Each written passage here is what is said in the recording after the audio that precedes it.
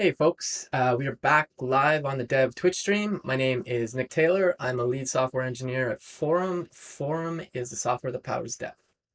And I'm Christina Gorton, the developer advocate at Forem. And today we have our community success team. Yay! We are going to let them say who they are and talk about themselves a little. So we'll start with Michael.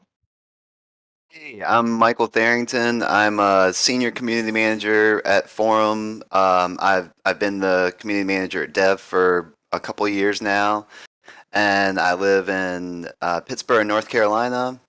I'm chilling here at home with my dog on my right, which y'all will maybe meet later, and I'll pass it to Ella. Pets are always welcome. Hey, go ahead, Ella. Thank you, Michael. Yeah, pets are definitely always welcome. You should see more of those. So I am Mirella Ange de Jonge. You can call me Ella because it's easier. And I'm a community manager at Forem working with Michael and Casey. I'm based in France. And I'm going to hand it over to Casey. There we go. Hello, I'm Casey. I am a community associate at Forem, and I'm based in California near the San Francisco area. So that's it. Awesome. Cool.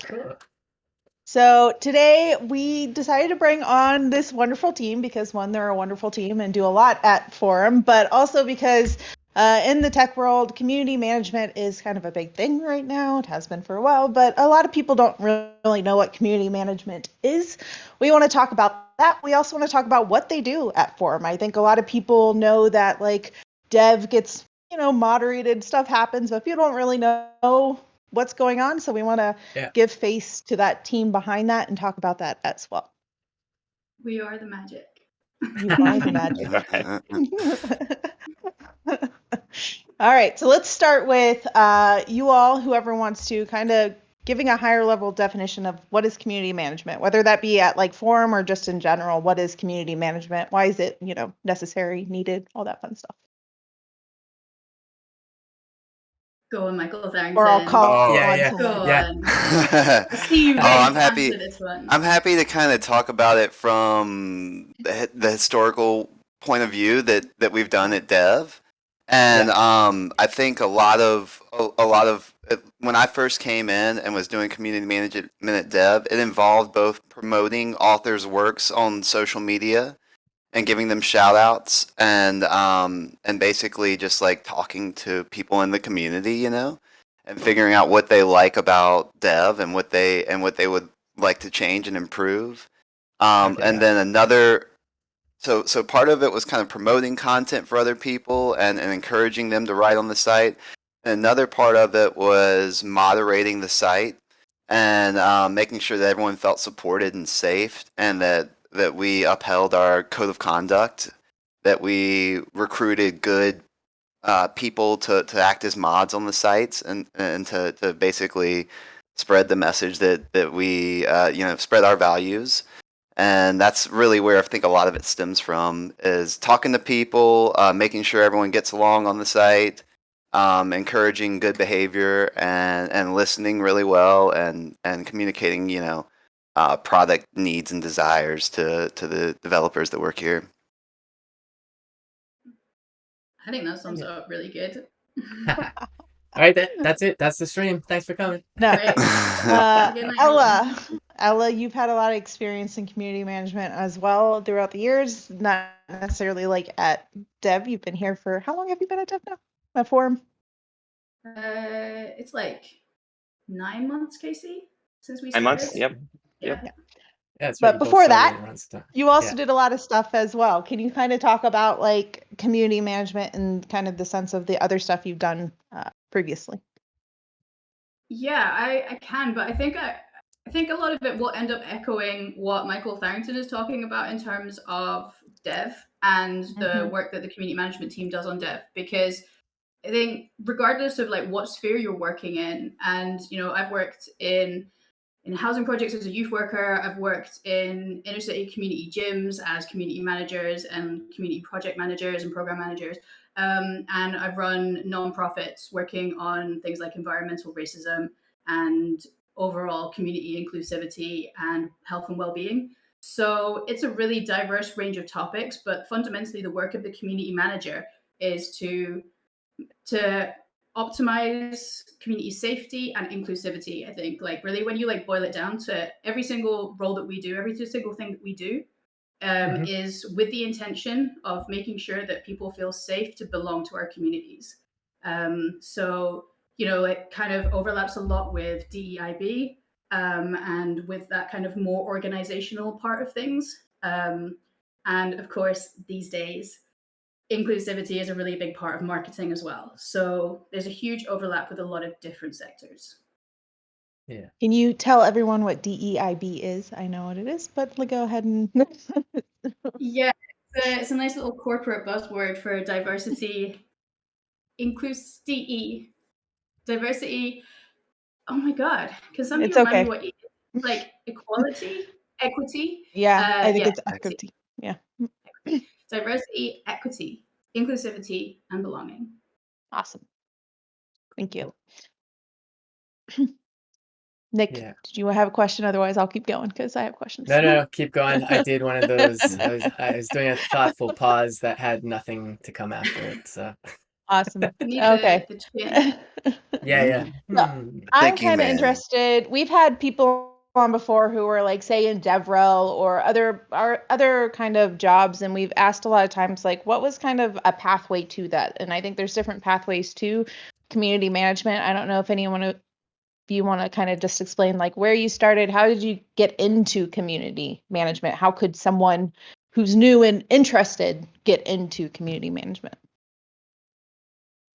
If I may, I can kind of speak on this one. So I've done a lot of broad jobs. I was a car salesman. I dug holes for a construction company. You know, I've been a front-end engineer, product designer. So I've done a lot of different things. And kind of the root of community management is like being empathetic towards a wide variety of users, of people. Because like for our use case at Dev and Forum, we have a lot of engineers who are budding engineers who have like just started to people who've been in the industry for 20 plus years. So being able to empathize and, you know, deal with how other people kind of work together is really important. So jobs like customer support, sales, just where you get to talk to people, have been really powerful in helping me understand how to like divulge and help a community grow. But also having technical skills, right? If you're a salesperson, you can better explain products more than maybe someone who's an engineer could, because they might see things differently. So breaking into community is not as hard as you think. It's just about taking that little chance. This is my first real community management role. So, and it's been a blast working with the dev team. So Awesome. Yeah. Ella, how did you get into community management? Oh, go ahead, Nick. I was just gonna let each of them tell us. No. I'm just gonna stay with a thoughtful pause for now. I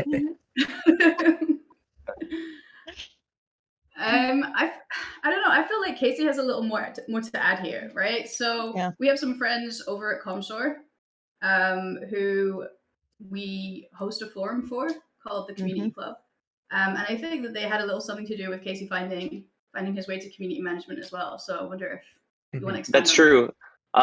Yeah. So back in 2020, I might get it wrong. I think his name is Mac Redden.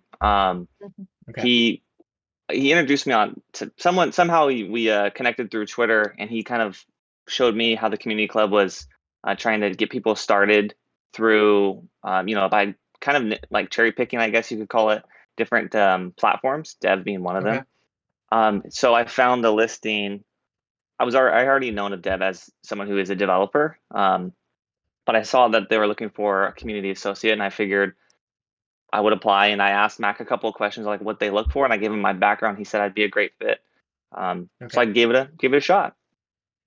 Cool. That's awesome. I didn't know that. Yeah. Right. And for reference, for those watching this stream, Mac is one of our coworkers,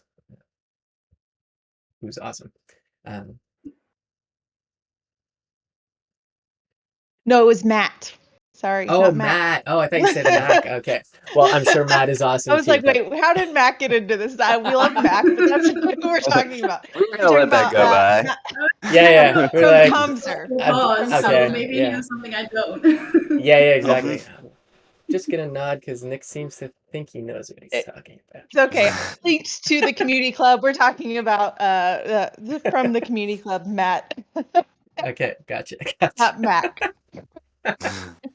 All good. Cool. Awesome. So, well, I think that is a good perspective, though, because Casey, you came into this earlier. Also, you came in this from like kind of the tech. You had a tech background too, and then you decided to do community management. I've done the similar thing where I was a developer, then got into community, now DevRel. What kind of? Well, I don't know. Let me think of my question here before I say it, because I was just summarizing things there. Nick, if you had the question you wanted to ask, go ahead. But I want to make sure I ask this okay. Well, we can get into it now, or we can get into later. But I'm kind of curious. Like, I know every day is different, but like, kind of what's like a day in the life of somebody who's managing community. I know that's kind of very open-ended, and every day could be different. But just kind of like, what are some typical things in your day-to-day? I'm kind of curious. I have some ideas, but I'd like to hear just that. Yeah, I think we can talk about this from the point of the community success team, and then from like developer advocacy too, because since I work with the community, so we can kind of give people a sense of like where we overlap, because we overlap a lot, and where we don't. So go ahead, y'all. What's your day to day? Michael, you want to take this one? Yeah, I'm happy to jump in. And I think it's evolved over time, like for sure what I've done. But one thing that's pretty consistent in all of our days with managing dev is that we are the folks who every day go into what we call our abuse reports. So if someone sends in any sort of reports through the community, like if they're reporting plagiarism, if they're reporting, code of conduct breaking behavior of any sort, like arguing, maybe they're reporting spammers, we're the ones who are on the other end reviewing all of that stuff that gets reported. Just by the way, everyone, we read every single report that you submit. I was going to say, there are real people behind this. It's not a bot that you're just sending it to. Someone is going to read it. Yep. So, and you can go to dev2/report-abuse, and it's linked to from a number of pages, like I think the three dots that are located on each comment link to this page, and at the bottom of every article, it links to this page. Okay. And if you see spam, you can report it to us, and we'll remove it from the site. If you see behavior that breaks our code of conduct, we'll do our best to mediate it in some way. And we have a variety of tools that we can use to do this. If things get really bad, we can overlay a comment that says this comment's not productive, and it kind of pushes the comment to the bottom of the feed.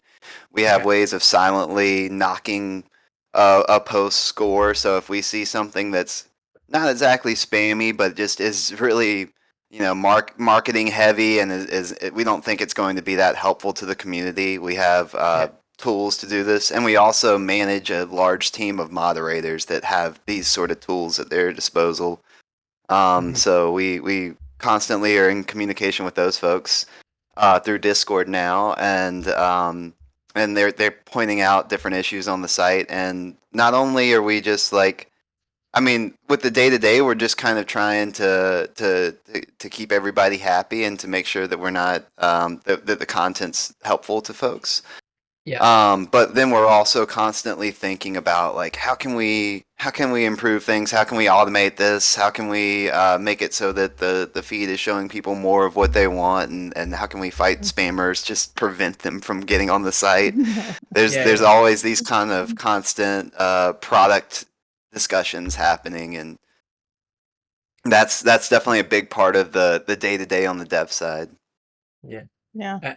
I think in one sense, being spammed is a good thing, in the sense that the site has gotten popular enough that it's worthy to be spammed now.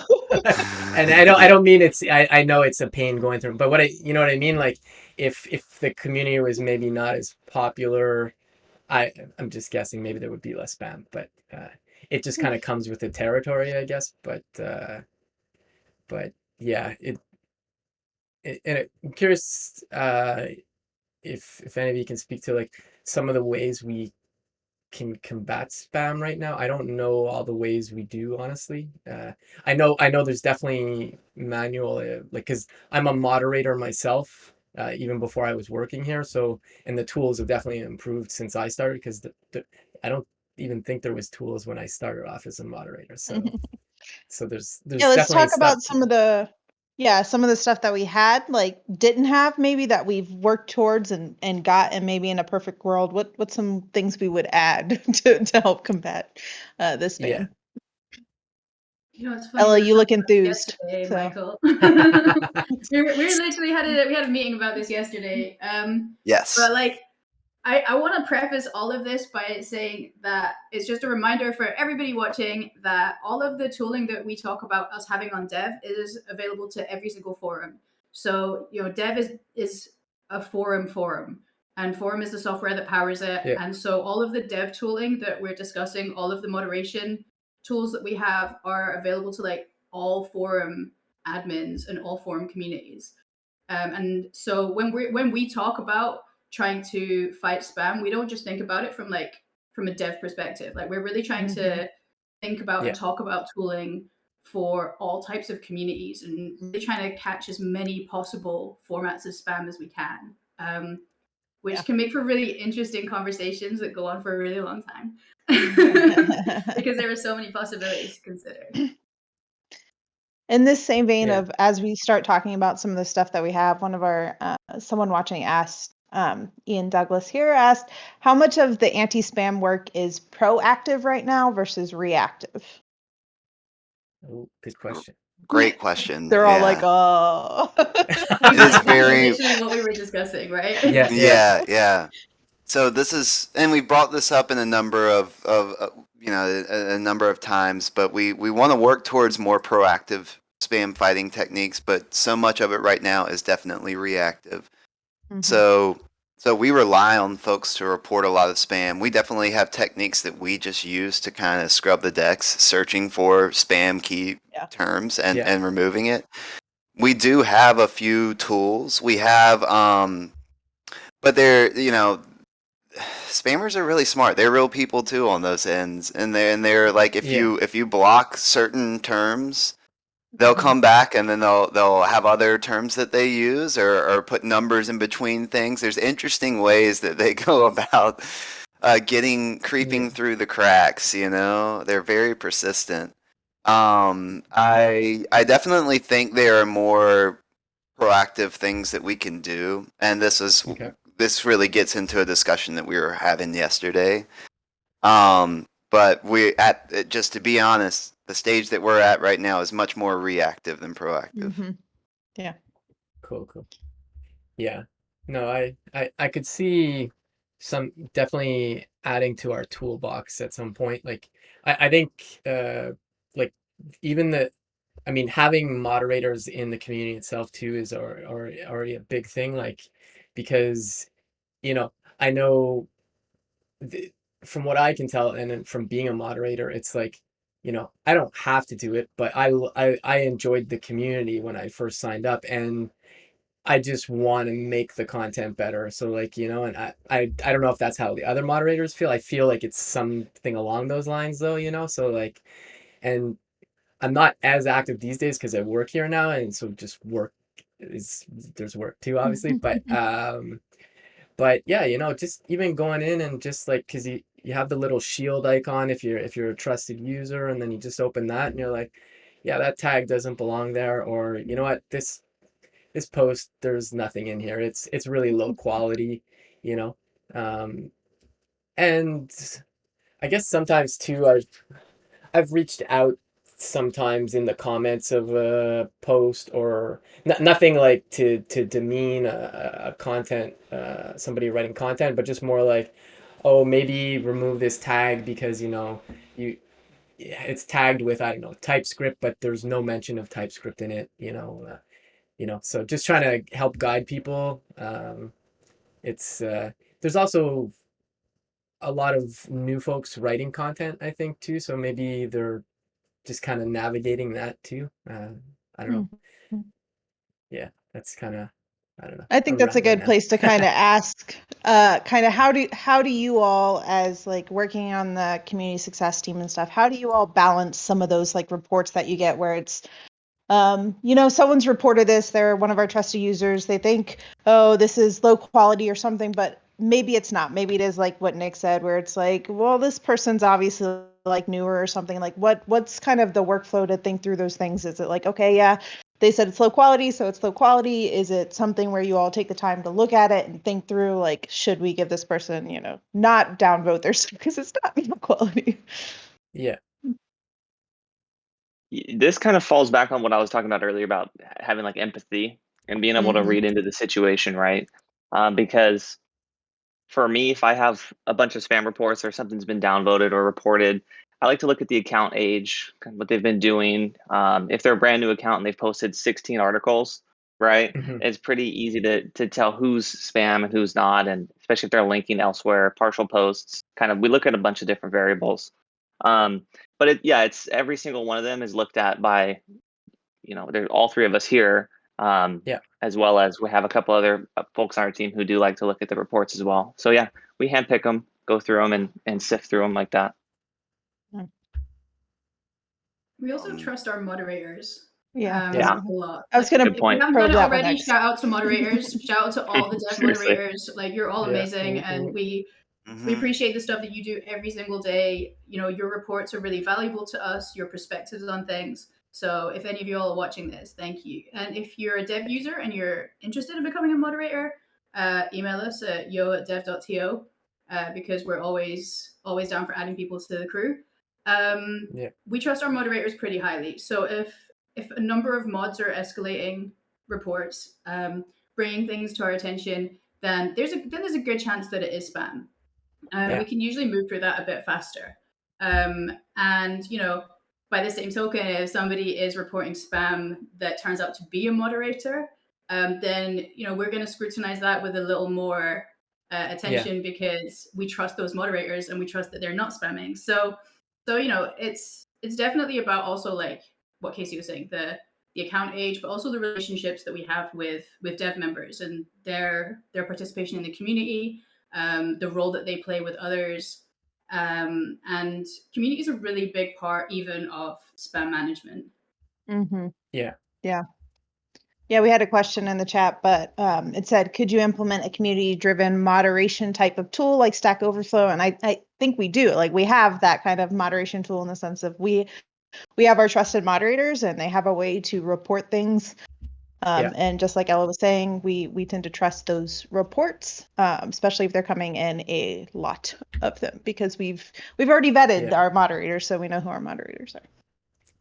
Exactly. Yep. If you're interested in the tooling too, you can go to dev.to/community moderation, community-moderation, I want to say.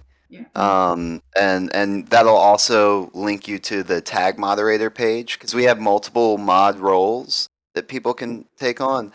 And something we've been talking about spam, but something that's really close to spam is just this kind of like gray area sort of marketing content. Like, sometimes folks who are moderators will report sort of gray area marketing content to us and say, hey, this is spam. And some, sometimes I'll agree with them that, like, hey, this isn't ideal content, but it's also not maybe crossing the line as far as like just pure spam, like linking off to like locksmith sites or whatever, like weird stuff like that. There's, at least it's in the tech realm and it somewhat makes sense. But we also, like Ella and Casey were saying, we trust our moderators and we do give them these abilities that you can read about, the thumbs up and thumbs down.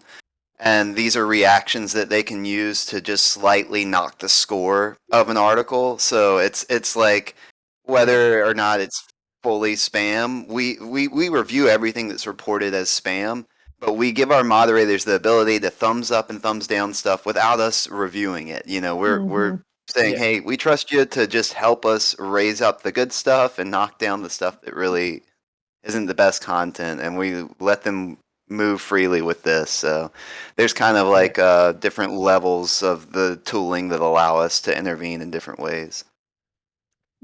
Along that same vein, because you all not only help with dev, but you're helping with other forums that we have coming up and stuff, how are you all, and I've asked you all this in our own meetings and things before, but how are you all balancing, like, if there's something that seems like this isn't the right place for this, are you all looking at, like, can we just comment and say, hey, we have this forum, you could post this on, this looks like it's ideal for that? Is there any kind of like plan for that kind of stuff? Is there a plan? I don't know if there's a plan. Not, and it's making me. There might not be a plan. That's making me think we should write this down as a discussion topic. I think at this point, because so many forums are very dev focused, we haven't, you know, with the people who have stuff that's kind of wildly off topic, we can't easily say. And well, I mean, it depends. I get one website that would be a prime example to do this on would be Code Newbie. If we had something that's very beginner friendly, I think we could definitely tell those folks, hey, would you be interested in joining Code Newbie and posting this there too? And I think that's something we should pursue. We haven't pursued yet, but we could potentially come up with canned responses or follow, you know, kind of find these folks and introduce them to Code Newbie. With the people who are posting stuff that's wildly off topic, like if I saw something music related and I kind of have a personal music forum, I would not send them to me, because oftentimes spammers, their motives are for SEO gains. They want to like put content out there that points back to a site, because they're basically advertising for it. So those folks, I'm just kind of like clearly like, let's just, you know, just cut them off and not send them anywhere else where they can do this. Call. I actually thought you were going to do this really cool segue into talking about Christina's Code Newbie podcast episode, but no. You all can ask me anything if you'd like. There's an AMA happening. I'll find the link for that. I'll drop that. But yeah, getting back to the gray area, I find that one kind of interesting, because like I know I've been in the moderator chats, and like people will be like, well, I'm not sure, you know, it's not just a thumbs down automatically. There's typically a conversation, and I think where I've seen it play out, not recently, but like I remember in the past, it's like somebody writes a lot of really great content, and then all of a sudden like they have a book coming out or something, and it's, you know, and it's, you know, it's still a gray area, because yes, they're promoting their book, but you know, they've also put a lot of great content out there, and maybe if even that post that introduces the book has a ton of great content, that's, you know, it's very subjective, you know what I mean? It's like it could go either way depending on, I guess, who's moderating it maybe, but it's, you know, because everybody's human too, you know, so it's like, I don't know, you know, let them go for it, or I'm not so sure, you know. It's like they're definitely hard problems sometimes, you know. I mean, because humans are easy to fix, right? I think this is where the community side comes into it, right? Like if we're thinking there's two communities there. So there's the community of the moderators, and they feel comfortable enough to ask questions like, I'm not sure about this, what should I do? And then there's the community in general on that forum, being Dev, the one we're talking about right now, where in general, we know this person who may be starting spamming some other stuff because they created a book or something is usually really helpful in the community. It's different than when someone comes on. I've seen at times where they create an account and then that's what they're spamming with, like their stuff, because that's what they want.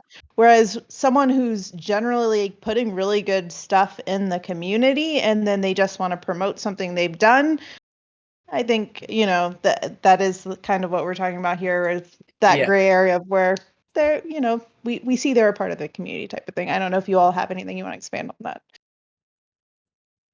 This is great. This is the kind of conversation that we would have in the channel with the mods, and everybody has their own opinions and kind of slips in different ideas. And this is exactly where the thumbs up and thumbs down comes into play. Like you can have your personal opinion about whether it's helpful content or not. And but I agree with y'all. Like I in my personal feelings on this, I'm generally pretty relaxed with people who want to promote something that's their own personal project that they're working on. It starts to, there's a bunch of shades, and it starts to get a little shadier as they're like working for a company and they're constantly kind of joining to post company posts.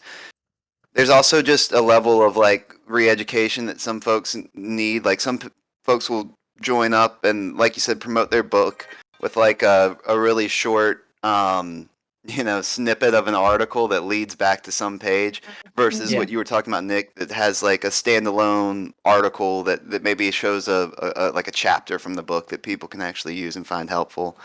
There's so many ways to come at this, and like this so is great, so great. yeah. It's that marketing versus sort of spam territory, and I think like all of these conversations are really helpful, and it's really nice when moderators bring up these things because it gets everyone talking about it and thinking about it, and usually it's not going to lead to us like removing someone's post. At most, it might lead to us confronting that person, like writing them privately and saying like, hey, this is just so you know, this isn't being taken so well by the community, and like or usually in a nicer way, like, hey, this is consider posting your article and sharing an excerpt that's gonna be helpful, and instead of just linking to your site. Yeah. I think that starts to show some of our biases too. I think when you're in the, which is good conversations to have. Whereas like when you have a group of people talking about it, like I'm a content creator. So for me, like if someone wants to promote their stuff after they've like put a lot of content out, I'm like, go for it. Like that's great. Whereas someone else would be like, oh, why are you at another piece of content here? I don't want to pay for something you didn't, something like that, where it's like you have those biases, but it's a good thing to have. That's why community is so important in this sense, where people can feel like they can talk and bring that kind of stuff up, so that it's not just like omnipotent, like Michael being like, I'm going to decide who can or cannot. Not that you would do that, Michael, but throw the lightning bolt or whatever. I don't know. For sure. Yeah, and it really highlights the importance of inclusivity and safe spaces, right? Making sure that our mods feel like they have a safe place where they can voice their opinions without repercussions, where we won't kick them off the mod squad if we decide that like their report has been erroneous. And I think it speaks also to like just how much comfort you need to have to exist in those kind of gray areas and those like liminal spaces in working with community, because like Nick says, people are complicated, and every single person on this planet has a different perspective on life, which is both like amazing but also can make things very difficult at times. For I think this is where it's really important to be part of, if you're a community manager, being a part of a community that has community managers.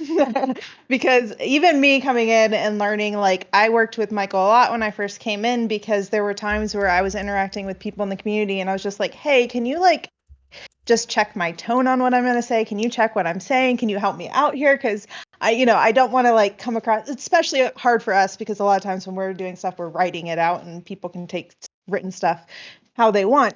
But those kinds of things are like really important. How do you all feel about like that side of community management? Like if you were to, if someone was coming in saying they wanted to be a community manager, what advice would you give them for that kind of like side of the work?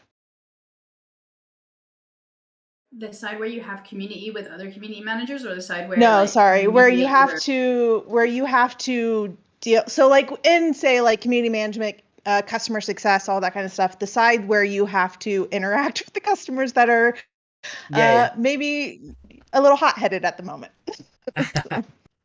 Right. I think like a point about empathy, right? Yeah, I was gonna say that definitely goes back to your idea. Well, I don't know where you are in relation to me in this. On everyone else's screen. Yeah, Casey. Absolutely, be empathetic.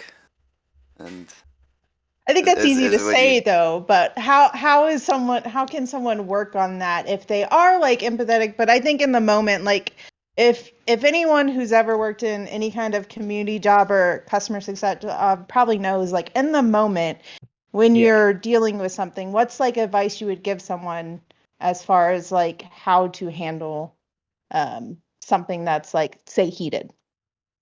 Community management. Yeah, exactly. Walk away. Community management is something that you can wait on, right? Yeah. So almost, that's great advice. How many times in a day is, Ella and I going back and forth, or Michael and I, or all three of us, getting feedback from engineers, like how should we handle this? What should we do? Our product team. It's important to know when you can detach yourself and get feedback. That's probably the most important thing. Especially, I mean, like if someone's throwing slurs or names, you just, remove the content and then you can discuss after the fact. Yeah. It's kind of damage control for sure. I would also say push-ups. Yeah. Like if you're frustrated at a situation, just like drop and do some push-ups. Anything to blow off steam. Yeah. Right. Exactly. And what's important starts to come into focus a little clearer. Yeah. Yeah. I was thinking through this because that was kind of where I was getting at with it is it's important to walk away and know that you can if you need to, but also I remember a situation, I'm not bringing up the specific one, but I remember talking to Michael about it and then us just being like, and Michael saying, you don't have to keep answering. You can say your piece, you can say what it is, and then you can stop answering because sometimes in community success and things, people are just trying to like get a rise out of you, and if you say your piece and what it's supposed to be and then you stop talking, then they tend to stop too because no one's chatting with them anymore. So just another little piece of advice for people. Sometimes you can just not say anything. That's okay. It's like a very common internet phrase that gets used, right? Don't feed the trolls. Exactly. That's right. You only got so much you can do with your day too, so it's like you can't focus the energy on this person that's like really pulling it out sometimes. So yeah. And like you were saying before too, just like bouncing your response off someone else is so helpful too in those situations because you're like, I feel heated, and like I can kind of know that feeling went into writing this, but oftentimes your response doesn't sound as bad as you think it does if you're in those situations too. Yeah. Everyone say hi to Michael's cat. Nicest villain ever. If you see me start bobbing and weaving, I've got sunlight coming through my window, so I've got like this look at that spot coming out. So like I might slowly start being over here. No, I got light there too, so I'll be fighting it. But yeah, in regards to community, it's not exactly the same thing, but like I used to work in internet technical support. And nobody calls internet technical support to say, hey, your internet is amazing, have a great day. That's just that never happens. And a lot of time but people are angry because obviously it's a utility, and they're upset, and a lot of times you just need to let them vent. And this kind of ties into the empathy you're talking about, because once you let them do their big like rawr, and then all of a sudden then you just start talking and they're like, oh, okay, yeah, okay, well, yeah, we're gonna check this out, I know you're upset, we'll figure it out, and then all of a sudden it kind of diffuses once, when somebody's upset, you let that get out. And you definitely, I would never take it personally because they're definitely not calling to be screaming at me, they're calling at their service. But I think it's not exactly the same thing, but just like having worked in like restaurants and like stuff like that, you're used to people complaining and you kind of learn mechanisms to deal with it. And but it does come back to what Ella was saying, which is the empathy. Just listen to what somebody's saying and then kind of pull out the pieces of what's the real problem. I mean, with the internet, it was almost always, yes, my internet is not working, but yeah. Anyways, I just wanted to throw that out there. Yeah, I'll make sure that I don't get credit for that though. Like it was definitely Casey that put that up. So apologies. Teamwork on the community team. Teamwork makes the dream work. That's right. Yeah. And I think this for me, like I wanted to kind of bring us back to this like subject of how we're handling individual cases, and to kind of also talk about like how we use this to help with product development, right? Because we've talked a lot about how we do kind of like the spam management and abuse reports. But as Michael said at the beginning, a big part of our role is also informing product decisions and feeding back that the information that we get from the community, but also from being administrators of a community and doing that community management and looking at the types of tooling that we can introduce to help, reduce spam as I'm sorry, I don't remember the name of the commenter, as somebody mentioned, to like be proactive about spam reduction, but also to be proactive about behavior mediation as well. And one of the cool features that we introduced recently was the ability for post authors to lock discussions.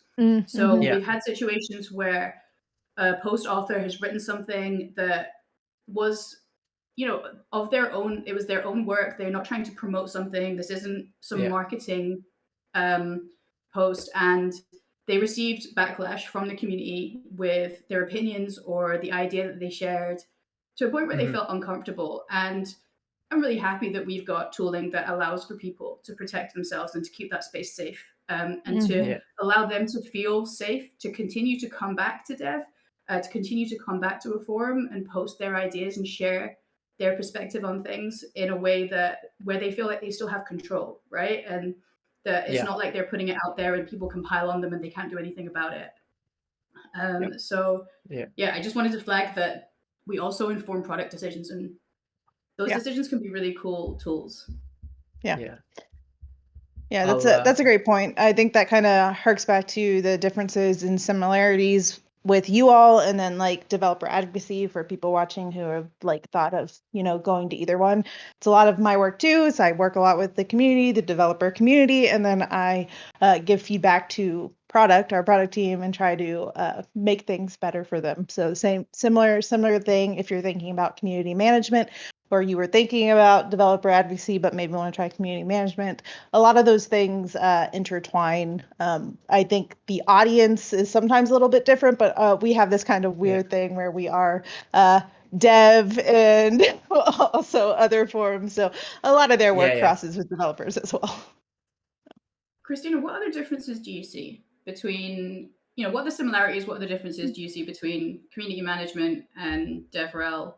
And maybe also things where they're a little bit more blurred with the dev team, but I think that's a great question. It's one that I've often asked within my own role. I've asked, our own leadership, but I also have talked to other community managers. And then recently I talked to Tessa from Devocate about this as well.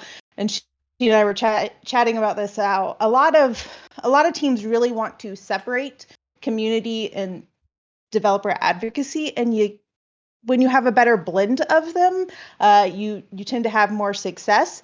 So while there are some things like I work very closely a lot of times with community success team, there will be things that are maybe a little bit more technical, although Casey helps with that a lot of times too, but there are things that are a bit more technical, or I am in like for us, for dev or for forum, we have a huge open source community. So I'm with the open source community.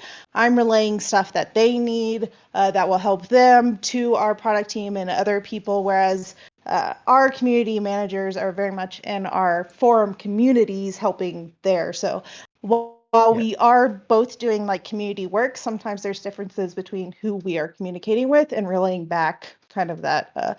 But I would say that our community managers are advocates as well. They're community advocates for the community, whereas I'm working a little bit closer with our developers.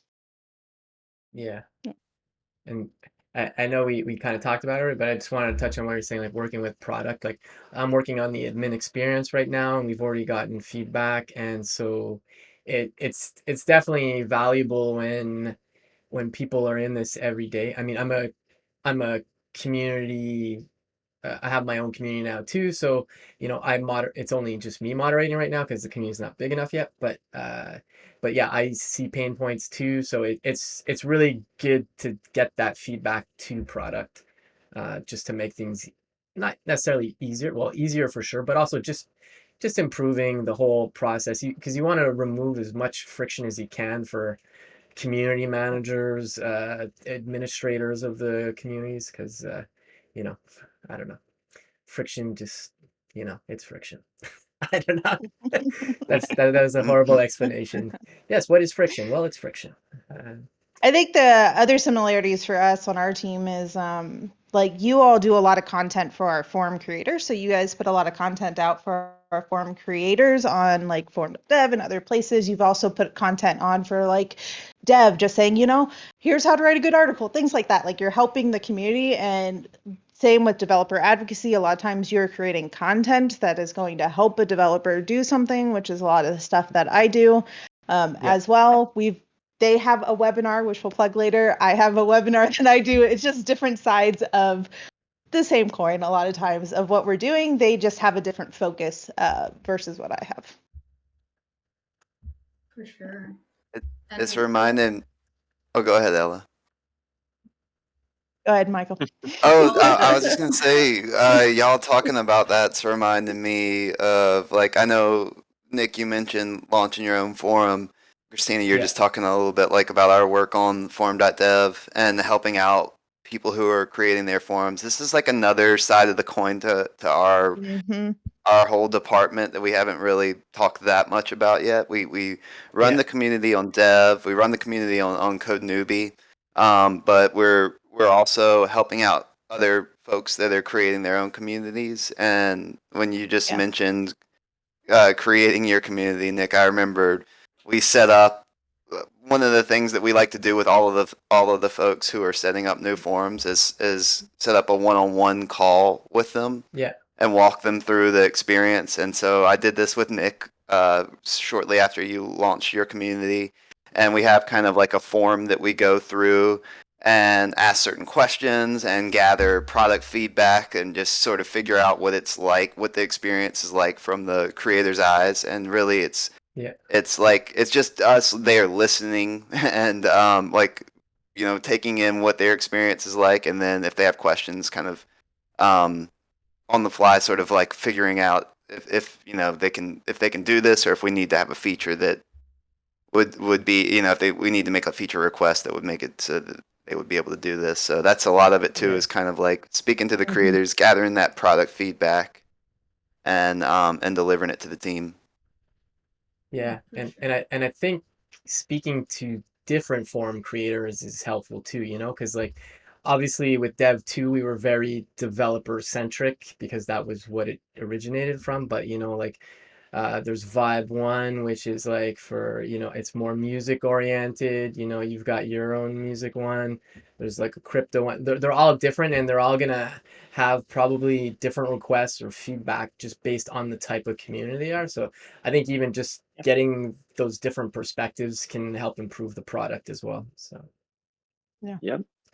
I'm still fighting the sunlight. It's like attacking both my eyeballs right now. I'm getting a little bit of it too. I might have to turn my camera off shortly and just kind of Jimmy rig something, but it's the first time it happens. So on another tangent here, I'm being attacked every day just because there's always something fun happening here in Costa Rica. I noticed like a few weeks ago, some hummingbird kept coming up to my office and just like hanging out my window, tapping my window, freaking out. And I'm like, what? Is it trying to get something in here? What's happening? And then my husband reminded me that they're super territorial. It keeps seeing itself in the reflection. And it just amazing. Like every day it comes over here. That's why I was looking just a little bit ago, because it comes just like at my window, just like they make some strange noises. So if you all see me kind of like during the stream, it's probably the hummingbird. That's awesome. The literal angry birds. Yeah. Yes. Yeah. That's awesome. Well, not awesome, but they're like beta fish when they see themselves or something. Yeah, I did have a beta fish. They do get angry too. Sorry. That was a tangent, but just letting everyone know. No, that's okay. It's just a reminder. It's okay. I really to get enjoyed angry that. at yourself sometimes. So I like that life. I guess I guess on the plus side, at least there's no solar eclipse, so I'm not going to be blinded. But I feel at one point they're just going to be right on my eyeballs. Why don't we give you a second? Go ahead. You just grab the I'm still listening. I'm gonna mute. I'll do sunglasses. It's fine. Yeah, maybe I'll do sunglasses. All right. Okay. I'm gonna. You keep talking. I'm listening. I'm just gonna mute. Sounds good. I'm gonna mute and get some sunglasses. I'll be back shortly. We always have something. It's okay. Normally it's my kids, so Nick can have his moment of having to fix his issues here. So let's talk more community. What do you? So Ella, you were asking me kind of what I see the differences. Do you have opinions on what you see the differences being as far as like developer advocacy and community management, or where there are a lot of similarities? I really hope that question is not directed at me. It was, but anyone can answer that. Okay, I'm gonna delegate Casey to answer this one. Yeah, actually, I think Casey would be good here because this is something, not that Casey necessarily knows, but or he might, is that I bring up all the time because I'm like, well, Casey is technical. Casey could do this, stuff like that. Because we do have Casey on the community success team, and Casey has been a developer, and so Casey is more technical in that area. What are you seeing as the differences, Casey? I see, like, what's really interesting, I'm not a developer advocate, so my paths don't cross, they don't align directly with you. So I do a lot more of, just helping community, I call them forum creators, people who have created their own forum. So if they need help with creating a banner, which is just HTML and some CSS, right? Yeah. I've been responsible for injecting Vue.js into our pages, right? Like just kind of trying to break things, trying to mess with stuff. So I do, I guess, a little bit of developer advocacy in the sense of like I help build things that somebody might use down the line, right? Like helping with banners or pages or display ads. But I'd say most of my work is coming with the creators and more users rather than like self-hosters or developers, right? So there's a little bit of overlap in terms of helping developer experience, but mostly it's very minimal. Yeah, that's a good point. And Yeah, and for anyone watching, wondering about kind of those differences too, developer advocacy in itself and community management, it's very dependent on the company you're at. So Yes, community good point. management and developer advocacy have like general things you're likely going to do. So if you're looking for those jobs, like that's probably what I want. But like in the sense of developer advocacy, there's some companies where you are coding like probably 80% of the time and doing advocacy 20. And then there's companies where you are not coding and it is all advocacy, like content and things like that. So that's something to be aware of. Same with community management. Like when I was a community manager, I was doing a lot of the similar stuff that I'm doing now. That's why we changed my title. But still, depending on the company that you're at, you might be working you might have different goals depending on what the company wants. You might be working closer with like marketing. You might be working closer with product. You might be working closer, depending on what that company needs and why they want community. Like a lot of community management jobs you'll see, and you all can probably speak to this because I think, Michael, you said you did this a little at the beginning. They're doing social media. Like that's their community manager. So there are a lot of differences just to kind of be aware of. Yep, that's a good point. Company to company is where it's going to vary a lot, for sure. Yeah. I was going to say, sometimes when I think about the developer advocacy, I think about some places like selling developer tools and developer advocates using those tools and teaching folks how to use those tools and kind of really advocating for them. So that was when I was first introduced to that idea, I think. And like you said, I could definitely see when I started as community manager, half my time was spent really promoting folks' works and like hopping into articles and talking to them about it. And now Gracie, who's our head of marketing, really has done that for a long time. We have a whole team devoted to our social media presence. So yeah. Shout out to Gracie and the crew. Yep. I'm just happy I'm no longer being blinded. And how do you all feel like? Go ahead, Nick. Oh no, I was just gonna say, like you were saying, like from what I've seen or heard about from some people in DevRel, sometimes it's more marketing heavy versus the developer, and that definitely changes the direction in how they advocate.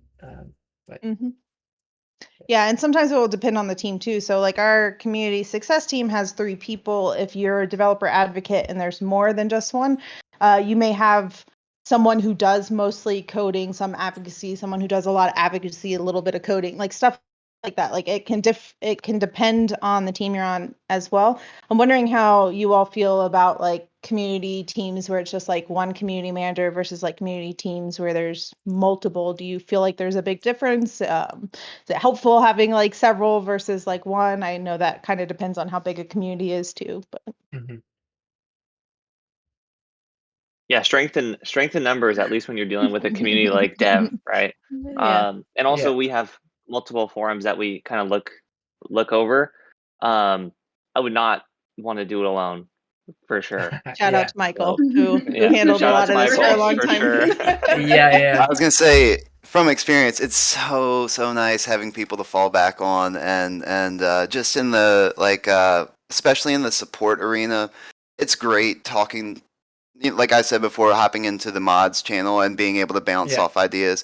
But it's also really nice just to be able to pull a few people into a call and just like talk about, okay, we've had these really difficult things going on. How are we going to? This is how I think we should proceed, but let's think about it. Yeah. Just the breadth of work that you can do. It really, if you get creative, you can continue to think of things to do. So there's no lack of things to do in community ever.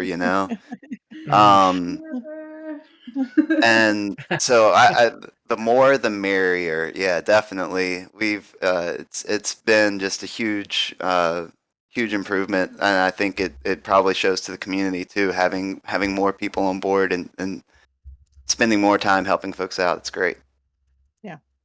Yeah, and I think it Shout out again. also it kind of echoes that thing about there just being everybody having their own perspective. And so when you're just one person trying to process these myriad perspectives of your community members, trying to get a grip on what exactly is going on when altercations occur, it can be really helpful just to have another person's perspective, the ability to triangulate and to kind of come at it from different approaches and figure out a path to move forward a lot more quickly than when you're trying to muddle through this alone. Yeah. Yeah. One thing I've seen play out a couple times being a moderator on Dev is, sometimes it's a culture thing in the sense I'll give a perfect example. My cousin's wife is Danish, and they came over to my parents for Christmas one year, and she's very direct. And she saw me and she said, "Hey, how's it going? Oh, you gained weight." Whereas somebody in North America would probably say, "Hey, how's it going? You look great," or Mary, you know what I mean? Like it's just different, and it's not because that's wrong. It's so I'm curious,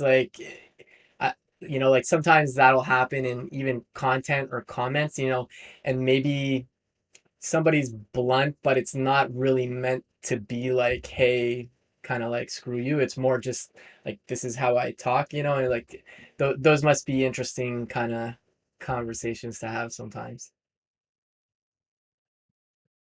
Yeah, I think that this is a good opportunity to talk about plagiarism, because we've had this conversation before, right? Michael and Casey, we've talked about how, different cultures around the world take different approaches to intellectual property and to the kind of the ethics of copying somebody else's work. And so we've had to tackle these situations of plagiarism where people just don't understand that what they're doing is something that isn't permitted, and it requires re-education. And I think that Dev has a really interesting approach to plagiarism compared to other places, because I think Michael Tharrington has really pioneered this concept of re-education and this approach to forgiveness and giving second chances. I wonder if maybe Michael can speak to that, and also we could talk about the post that Casey wrote. Yeah, absolutely. What we and this is like our ethos for a lot of what we do in general is we try to message the person who's affected by, like, we hold messaging the person who's affected by the experience at the highest. Like basically, if someone was to get plagiarized, we want to hit up the person we're going to hit up the person who has done the plagiarizing. We're going to message the reporter, but first and foremost, we want to message the person who was the victim of the plagiarism. They might not know, so we have to sort of time box this and try to find them online, find their contact information, and message them and let them know.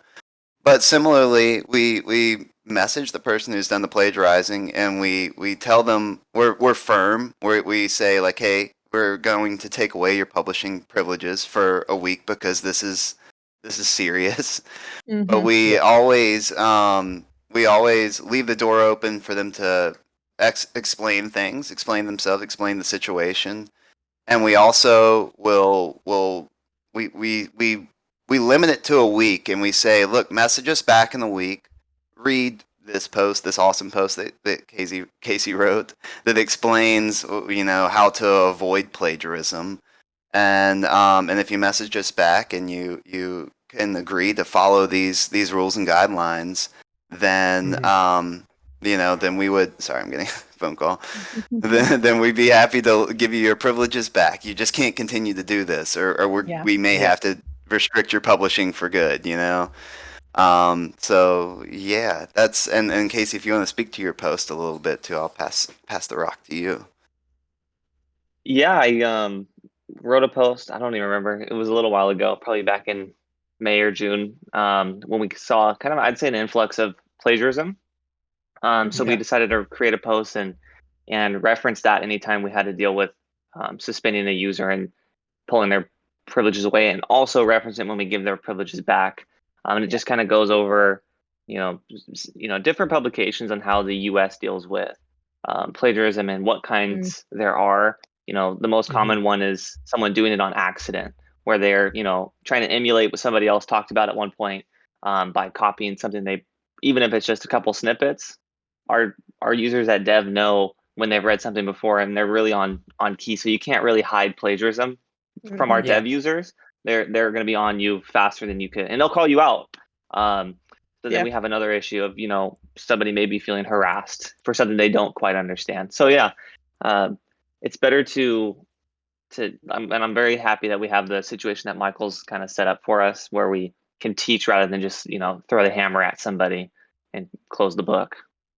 Yeah, I think that's a great point. Like, especially in I know U.S. school systems and stuff, plagiarism, it's like you'll get kicked out of the school if you do it once versus But I remember, which is funny because while I was in college, I was in a class because I was taking education classes for a long time, and one of our classes was very much about how other cultures, how plagiarism is different there, and in some places it's an honor to completely copy the whole thing and stuff like that. And so having that kind of stuff in mind, and I think even to what Nick was saying before of some of the comments where people are a bit more blunt, I've seen that before. I've seen it on Dev, I've seen it on Twitter where someone's like, I don't understand what I did, why are you mad about what I said, kind of stuff. And it's definitely a different thing, and can be hard to deal with as a community manager, but I'm really glad that you all have this kind of second chance kind of thing that you've put together for everyone. It really does. It really does seem to work really well. Like, most people message us back a lot of the time, and they take the advice really well, and they will apologize, and they'll continue and not offend again. Yeah. And so it's a pretty good thing. I gotta step out for just 1 second. I'll be right back, y'all. Okay. Go ahead. Yeah. No worries.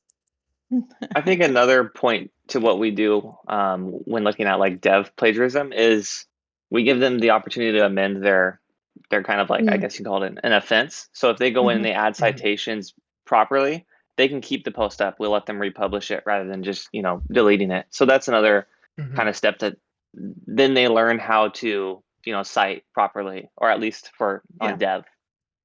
Yeah. No, it's true. I honestly didn't realize there was different points of view on plagiarism. I mean, I definitely understand cultural differences, but I for some reason I just assumed that plagiarism was just pretty clear. Somebody wrote that, not you. Don't do that. But no, so that's a bit eye-opening. That's why it's great having other people in community and stuff who can bring those kinds of things up, because I've had that happen before, and things where I've talked to people and said something and they're like, well, if you think about it from this perspective of this person, or this culture and stuff, and you're like, oh, okay, yeah, that makes total sense. I never thought of that. So glad that you have someone to talk to. And so I think that does speak to the power of having more people on your team, or people that you can talk to besides just yourself and where you're at. Right. Yeah, and sometimes it's really mod squads, right? Yep. Yeah. Casey, you were saying something. Sorry. Yeah, I was saying sometimes it's easy as it's clear cut plagiarism, and you could just react right away. And sometimes it's us all going through different articles, figuring out we've had a couple people who are younger, who were probably writing articles based on like React documents. Like they're taking stuff from React and not understanding that like that's still plagiarism because they didn't take it from Christina's article, right? They took it from React or something like that. So yeah, there's a whole different like there are so many different types of plagiarism that it's kind of crazy that I picked like the top 3 to write about, which are probably the most common, right? Like I forget the exact term, but it's basically someone who's kind of idolizing an article or something. They're taking it without knowing that they're plagiarizing and it's more of like, oh, they said this without citing it kind of a thing. Like a cover song or a tribute song. Exactly, right.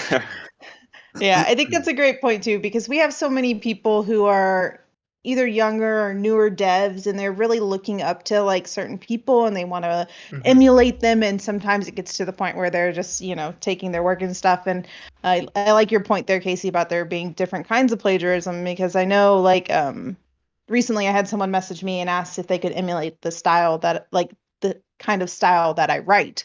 Like the way that I write, I gave them permission and stuff too, but that's something that I could see people like pointing out, and it's not necessarily plagiarism as far as I know, but like someone being like, hey, they're doing, this very similar thing or whatever.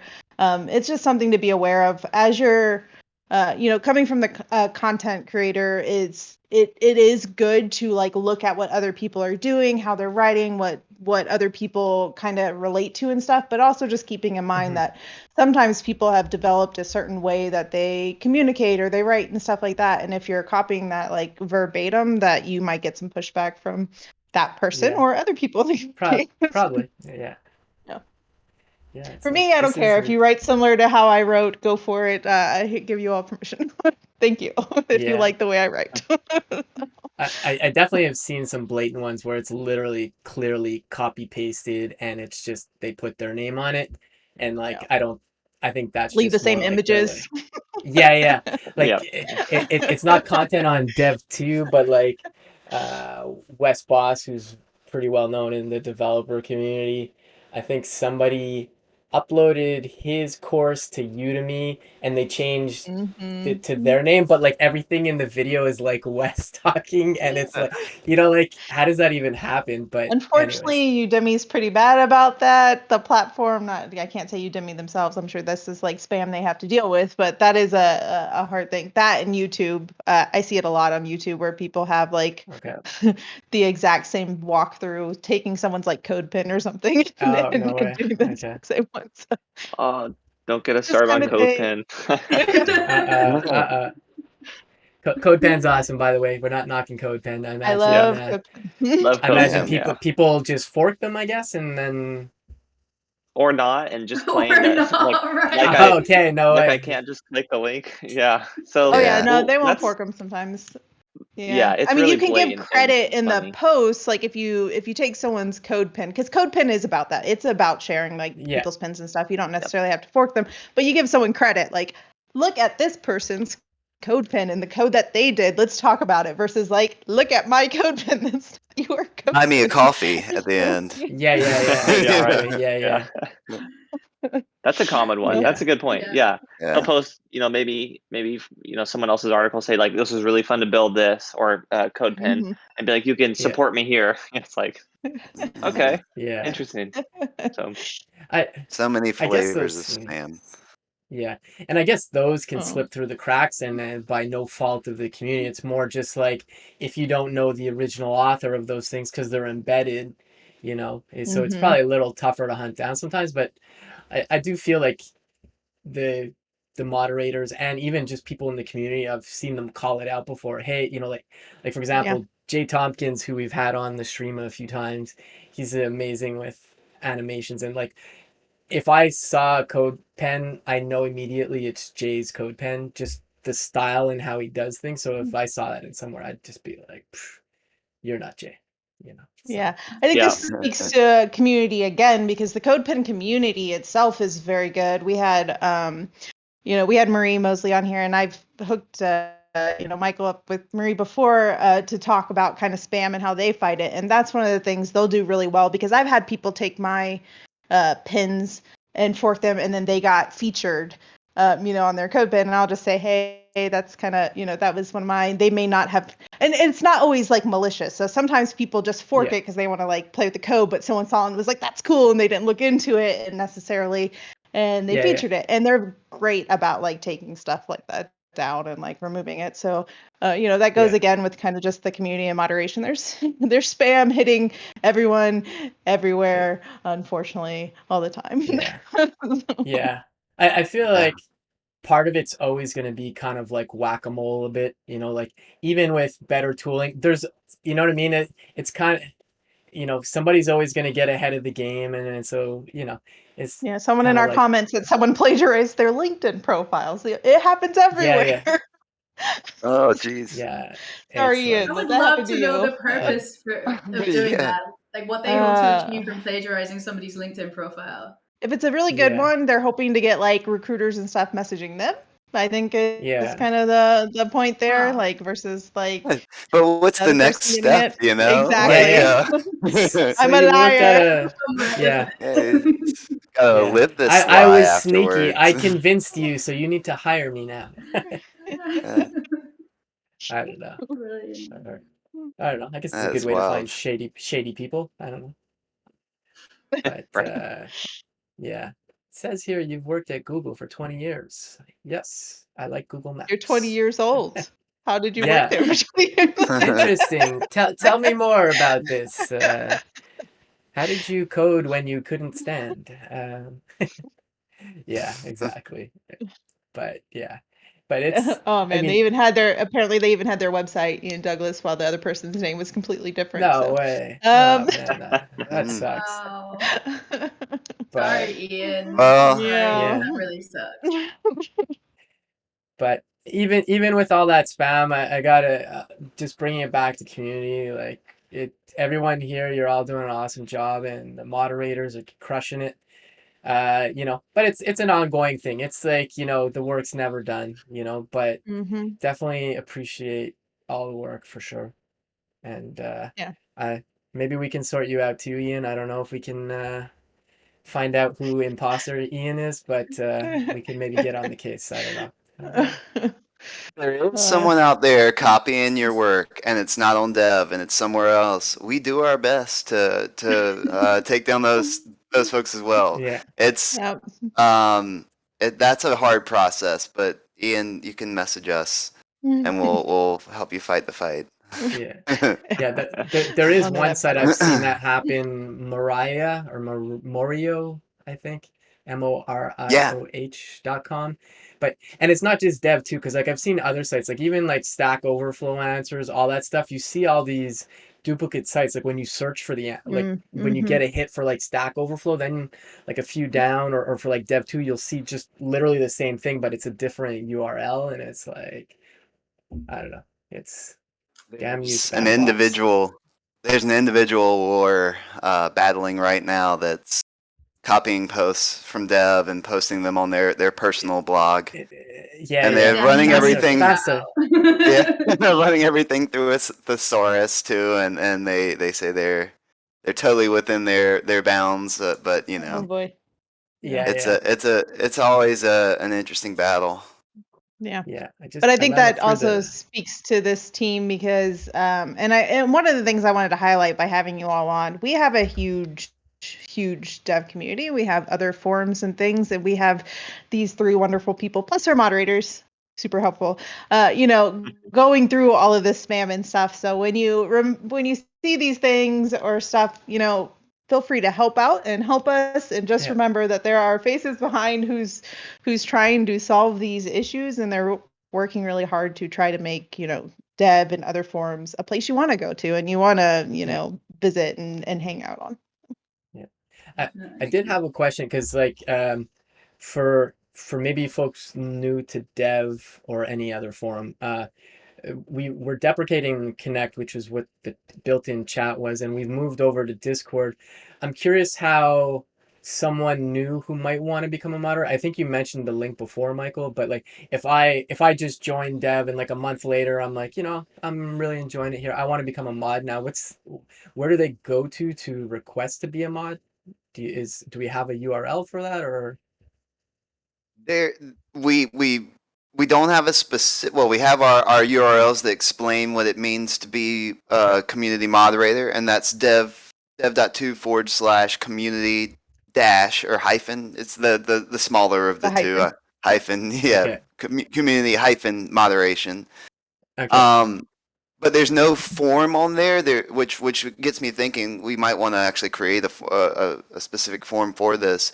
But we actually just put an email on there, and it's just yo@dev2, and you write in, and we manage this inbox, so we'll definitely see your email. And if you want to be a moderator, just explain, why you want to be a moderator, and we'll probably need you to have some sort of history on the site so that we can get a sense of how you're behaving on the site. But that's the simplest way to do it. Okay. Yeah, I dropped the link in the chat for anybody interested. And thank you. Thank you. I am curious. I don't think we have numbers for this, but I know we have a ton of moderators. But it would be interesting to see like how many we actually have. Like we don't need to do this now, obviously. But I wish I could give you that. But just because I know, just having been in, like I was part of Team Llama, and I'm not sure who came up with the names, but I appreciate it because I named that one. So you were my. I think I was Raccoon.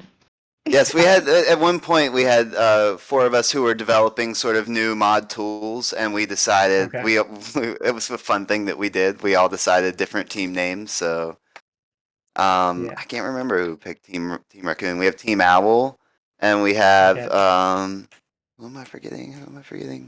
Team Llama, Team Raccoon. Shoot. Raccoon. I know that there's an emoji for this other team too. Okay. I'll probably just yell it out in a little bit, but I won't make us sit here and think about it. Cool. And drive me nuts. But yeah, because I know, like, just at least in the Team Llama one, like, there's a ton of people in there, and that's only one of them, So, yeah. But yeah, again, shout out to mods. We wouldn't, we need you. Yeah. Really. We do. And thank you so much. For anyone who moderates on anything, like, oh man, even with like Twitch, we're not at the point where like, Nick and I still moderate our stream and stuff, but having that kind of thing anywhere, anyone who volunteers their time to moderate is super, super helpful. By the way, if you do those kinds of things and you want to get into community management, mention those types of things when you're applying somewhere.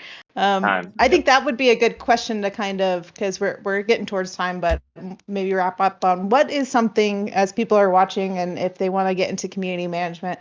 What is it that you all, I know we talked about empathy, but like if they were to put in like a resume or something, or you were to chat with them, what are you all looking for to hire a community manager to come onto the team?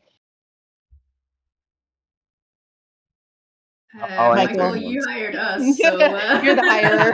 You have to answer that one. You must answer. What were you looking for when you hired me and Casey? What'd you just put on the leveling guide, Michael? I was like, really, oh no. I was really trying. This mod team name is gonna bother me, so I was looking. He's like, I can't concentrate. What's that emoji? Really? Priorities.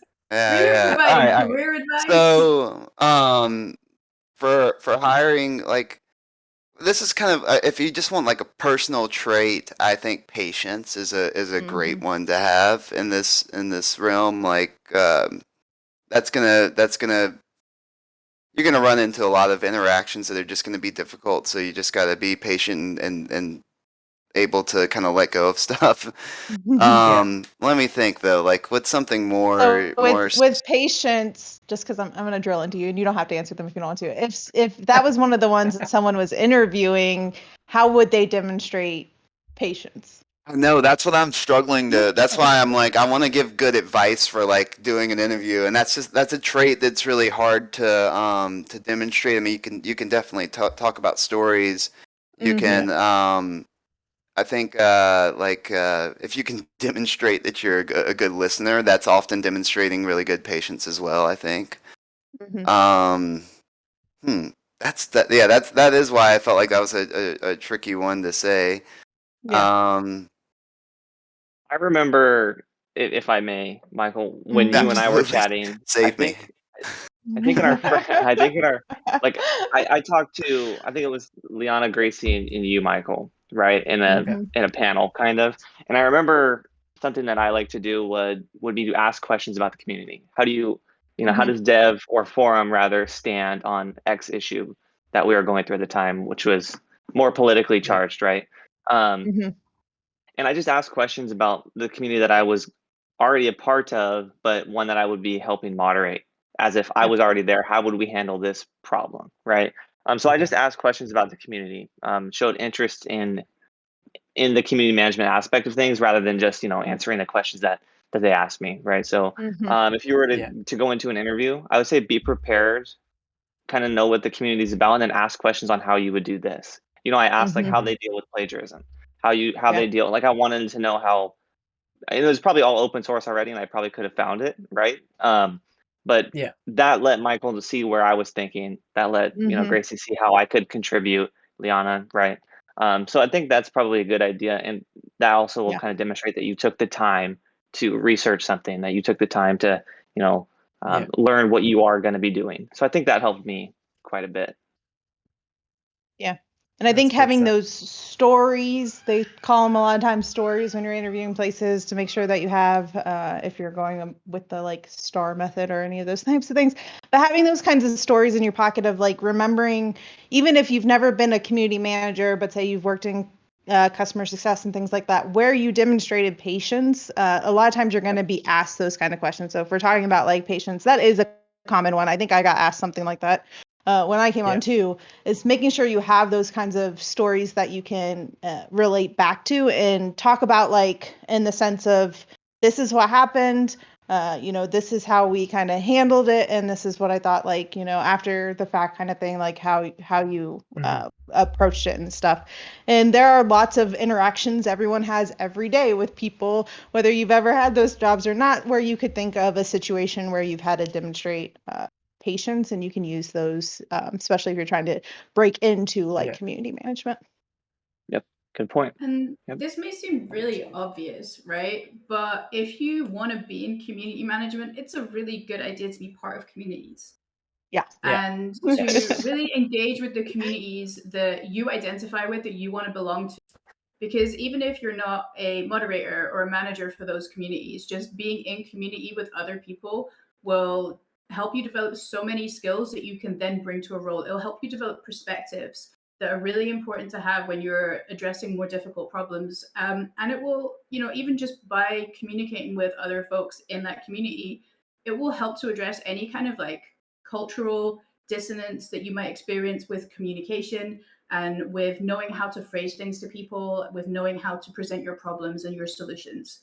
So participating in community can't be understated, even if it seems like it's really obvious. Yeah, no, I think that's a great point. Definitely. We are getting towards the end here and hitting time, and I wanted to give you all the space to Andrew says there's a lot of people on Zoom today.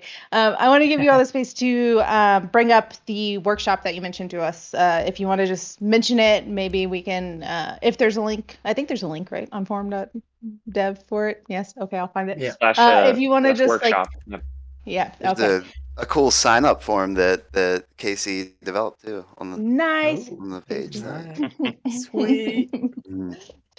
So if you all just want to mention that and tell people what it is and why they may or may not want to. I'll go ahead first, and if I miss anything, y'all chime in too. It's this workshop. This is going to be our first workshop that we're doing for Forum. Well, it reflects a workshop. So, excuse me. Second workshop that we're doing. It's reflecting a workshop that we held at Codeland, and we're basically going to walk people through provisioning a forum. And what does that mean? It's after you have installed your forum and you have your forum instance. We're basically going to walk you through how to set it up from the admin side. And it really doesn't take all that long, so we expect to walk people through the process and then really kind of have it open for questions and sort of just walk people through what a forum is, tell them about some of the basic sort of features, and that's the basis of our workshop. Okay. And what's the date for that again? it next Wednesday, right, y'all? Tuesday, Okay. the 16th. Next Tuesday, excuse me. Yep, Okay, Tuesday the cool. 16th. Yep. Cool. Awesome. And Not Wednesday. yeah, and rather than just walking through as well, like we're really going to ensure that folks get a chance to get hands-on with their own forums, that we, experiment with different possibilities, different permutations of the admin configuration, so that y'all can see what kind of things work well for your forum and for the community that you're trying to build. Sweet. Sorry, I Is have to Regan keep to be muting there? myself. My kid, my youngest, she did this last time. She's acting like a zombie outside. Yeah. She's looking for brains. It's actually the first time because Christina and I, when we're on the stream, we have this software called Crisp AI that it blocks out background noise. But I actually heard your zombie a few minutes ago, so Yeah. it was making me laugh internally. So Oh, that's good. I'm just picturing this little kid. Anyways, I guess it's a good note to end on kid zombies. I Yes. guess Zombie brains and, Of and all course. that yeah, fun zombie stuff. brains. Yeah, zombie brain snack Thank time. you all for joining us. Thank you for the work that you do at Forum. If any of you have something you want to say before we go, feel free. Otherwise, we'll wrap it up here.